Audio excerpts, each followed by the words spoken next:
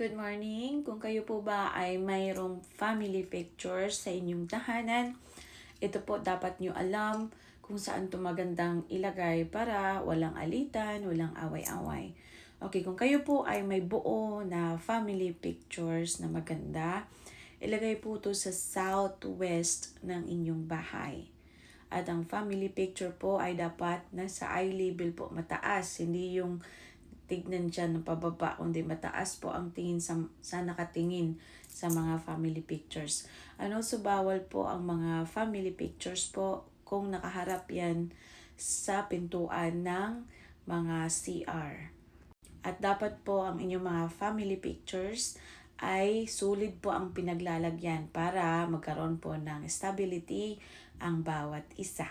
At kung ang inyong magpa-picture po kayo, dapat po naka-well-dressed, kung maari pula, at merong alahas na suot.